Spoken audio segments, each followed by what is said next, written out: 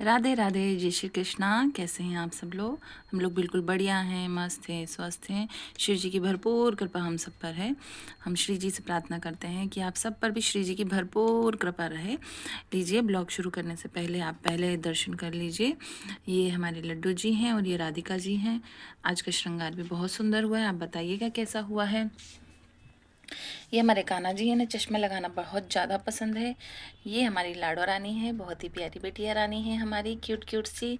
और ये है हमारे मुकुंद महाराज, बाल मुकुंद। प्यारा सा मेरा मम्मी का छोटा सा बच्चा है ये देखिए, सबके दर्शन करिए। ये हमारे माधव और माधवी हैं। लीजिए, एक बार फिर से सबके दर्शन कर लीजिए।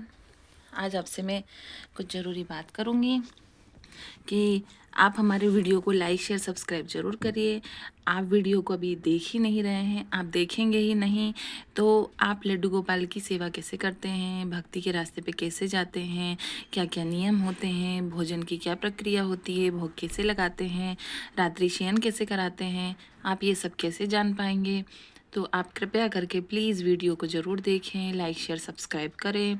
आप लाइक करेंगे तो हमें मोटिवेशन मिलेगा, शेयर करेंगे तो और लोगों को जानकारी मिलेगी, और सब्सक्राइब करते हैं तो हमारा चैनल में और ग्रो आएगी और हमारे जो भी जितने भी वीडियो हम लोग डालेंगे वो आप तक पहुंच जाएंगे। इसलिए प्लीज़ हमारे चैनल से ज़्यादा जुड़िए। श्री जी और बिहारी जी की कृपा आप सब पर भरपूर बनी रहेगी। और मैं हमेशा सबको यही कहूँगी कि आप उन चीज़ों को देखिए, उनको सुनिए जिससे आपको मोटिवेशन मिलता है। आप मतलब ये नहीं कि हमारे पास डाटा है तो रील पे रील स्क्रॉल करते जा रहे हैं और कुछ भी देखे जा रहे हैं। हम अपने दिमाग में कचरा नहीं भर सकते ना।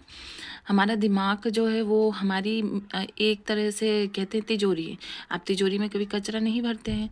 तो आप खुद सोचिए, आपको अच्छी से अच्छी चीज़ें अपने दिमाग में रखनी चाहिए और जितना हो सके भक्ति और सेवा के रास्ते पे चलिए। आइए ब्लॉग की आज शुरुआत करते हैं। हाँ जी, तो अब ना हम आपको देखिए, श्री जी जो है हमारी मतलब लाडो और राधिका जो हैं, उनकी आने की लीला हम बाद में बताएंगे जब हमें आज्ञा होगी। अभी हमें आज्ञा नहीं है कि हम उनकी लीला बताएं। बाकी लड्डू और अपने कान्हा और मुकुंद की लीला हम बता सकते हैं, माधव की लीला बता सकते हैं, बाकी किसी की नहीं बता सकते। अभी माधव यहाँ मौजूद नहीं है, मतलब विग्रह रूप में नहीं है। ऐसे तो उसको बुलाओ तो वो तुरंत आ जाता है।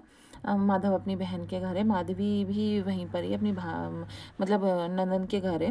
तो मैं आपको माधव की लीला बताती हूँ। क्या हुआ था कि जो मेरी बहन है, बहन लगती है, उसका नाम नेहा है। उसकी शादी होने वाली थी। शादी से पहले जो हमारा कान्हा है, कान्हा ने मुझको बोला कि मैया अब ना माधव आएगा। तो मैंने कहा ठीक है, माधव आएगा, पर कहने लगे वो श्याम वर्ण का आएगा। मैंने कोई बात नहीं, आएगा पर वो नेहा के साथ जाएगा। मैंने कहा क्यों नेहा के साथ क्यों जाएगा? भाई बच्चा है तो जैसे तुम लोग घर में रह रहे हो वैसे वो भी यहीं रहना चाहिए ना। कहले नहीं मैया, बात ये है कि देखो आपका कर्म बंधन बहुत सारे लोगों के साथ है। मैं बताऊँ, मेरा मूलांक 8 है और जिनका मूलांक 8 होता है उनका कर्म बंधन बहुत सारे लोगों के साथ होता है, जिनको उन लोगों को इसी जन्म में चुका के चले जाना चाहिए, वरना फिर उनको दोबारा वही जन्म मिलेगा और वो उस भव सागर में फंसे रहेंगे, माया मोह में। और मैं अब इन सब में नहीं फंसना चाहती। वही है ना, भगवान ने ज्ञान का चश्मा दे दिया तो इन सबसे बाहर हो चुकी हूँ। और भगवान ने खुद ही ऐसे लोग जो भक्ति के रास्ते पे नहीं हैं, या भगवान को स्वीकार्य नहीं है, या मेरे जीवन में आगे उनका कोई औचित्य नहीं है, या मुझे जो कष्ट अति देते हैं, भगवान ने उनको मुझसे पहले ही दूर कर दिया है। और जो बच्चे कुच्चे थे उनको भी कर दिया। सिर्फ वही जुड़े हैं जो भगवान ने मेरे से खुद जोड़े हैं, बाकी और कोई भी नहीं जुड़े हैं। तो हमारा मुकुंद ऐसा, तो हमारा जो माधव है वो ऐसा इसने मेरे को बोला कि भैया अब माधव आएगा। मैंने ठीक है। तो हमारी नेहा वृंदावन गई हुई थी। नेहा एक अचानक से वृंदावन गई और मुझे पता नहीं था वृंदावन गई। उसने मुझे उसने कुछ विग्रह की फ़ोटोज़ भेजी। तो मैं एकदम से समझी नहीं। फिर मुझे ध्यान आया, मेरे को कान्हा ने बोला, मैं रास्ते में थी कहीं, कान्हा ने मेरे को बोला भैया ये ना माधव की फ़ोटो भेज रही हैं, मैं बताता हूँ इसमें से माधव कौन सा है, आप वो वाला माधव बुलवा लो। मैंने कहा ठीक है। हमारा माधव भी वृंदावन से आया है। तो उसने मुझे 2-3 फ़ोटो भेजी। मैंने कहा ये नहीं है। फिर उसने मुझे एकदम से अचानक फ़ोटो भेजी। मैंने कहा यही है माधव, इसे ले आना। फिर हमारा माधव आया। कई दिनों तक घर में वो मतलब उसकी पूजा अर्चना नहीं हुई और वो ऐसा ही रहा। फिर एक दिन एक बहुत अच्छी तिथि आई थी दिसंबर के महीने में। उस समय हमने माधव जो अन्नपूर्णा माता की पूजा होती है उस दिन हमने फिर माधव का जो है पंचामृत से अभिषेक करके उसकी पूजा करी थी। देखिए, मैंने किसी भी बच्चे की प्राण प्रतिष्ठा नहीं करी है। जब लड्डू गोपाल आपके घर में स्वयं आते हैं खुद से, तो वो खुद से प्राण लेके आते हैं। आपको उनमें प्राण प्रतिष्ठा करा के प्राण देने की ज़रूरत नहीं होती है। मैंने एक भी बच्चे की नहीं करी है। ये पहले आए थे तब इनका मुखमंडल बहुत अलग था, और अभी आए हैं तब इनका मुखमंडल बहुत अलग है। और ये जो अभी कैमरे में आपको दिख रहे हैं, ये हमारे मुकुंद महाराज, ये वैसे तो मुझसे आंखें से आंखें मिला के बात कर रहे हैं, पर यहाँ स्क्रीन पे ऐसा लग रहा है जैसे ऊपर की तरफ देख रहे हैं। ये इनकी ऐसी नटखट हरकतें होती रहती, बहुत लीलाएं करते हैं। फिर क्या हुआ कि हमारा मुकुंद माधव घर में रहने लगा। ये सब लोग मिलके बहुत ज़्यादा मस्ती करने लगे। अब माँ को तो बच्चे के लिए भाव आ जाता है।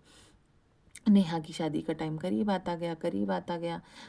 और जहाँ पूजा पाठ हो रही थी वहाँ भी माधव हर जगह गया।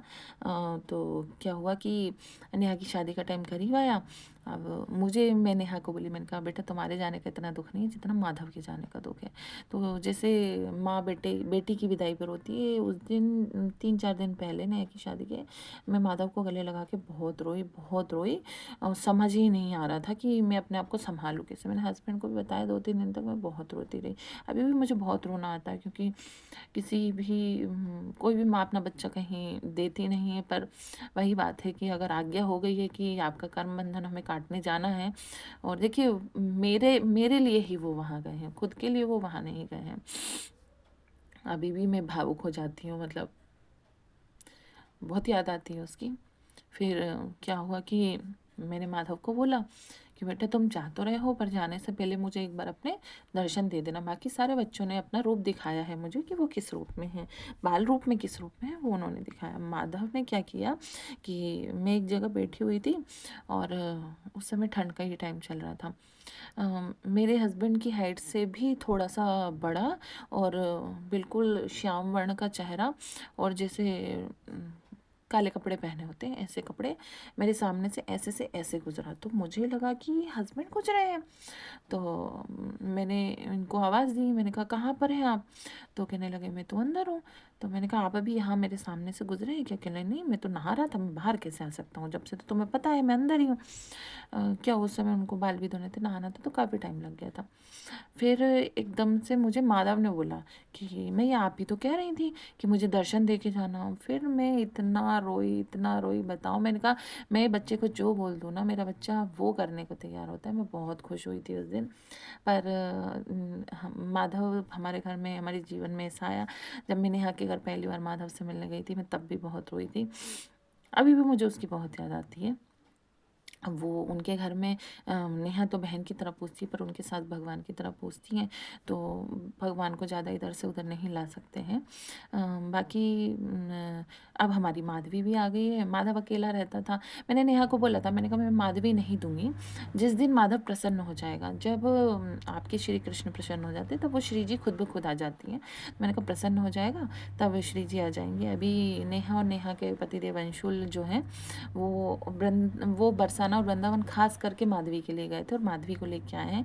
मैं किसी दिन माधवी और माधव का फ़ोटो शेयर करूँगी आपके साथ। बहुत ही सुंदर है हमारी 3 नंबर की बहुरानी, बहुत ही सुंदर है, और बहुत ही कृपा दृष्टि बनाए रखी है उन्होंने। ये हमारे माधव की जो लीला है, माधव कैसे आए थे, मुकुंद कैसे आए थे, मैं वो भी बताऊँगी। बाकी हमारे जो चैनल है, आप जितनी भी लीलाएँ होती रहती हैं, ये तो मैं सिर्फ इनके आने की लीलाएँ बता रही हूँ, और हमारे जीवन में जो लीलाएँ हुई हैं, और जो और भी लोग आते हैं जिनकी अर्जियाँ लगती हैं, अर्जियाँ पूरी होती हैं, उनको किस तरह से दर्शन देते हैं, क्या बोलते हैं, मैं सब वो भी आपको बताऊँगी। आप हमारे चैनल से हमेशा जुड़े रहिएगा। भक्ति से जुड़ी हुई सारी जानकारियाँ आपको इसमें मिलेंगी। और लाइक शेयर सब्सक्राइब ज़रूर करिएगा, प्लीज़ लाइक ज़रूर करिएगा, हमें मोटिवेशन मिलेगा। सब्सक्राइब करेंगे तो हमारे जितने भी वीडियो हैं वो आप तक पहुँच पाएंगे, और श्री जी और ठाकुर जी का आशीर्वाद और प्रेम आपको सदा मिलता रहेगा। और हमारे साथ ऐसे ही बने रहिए। राधे राधे।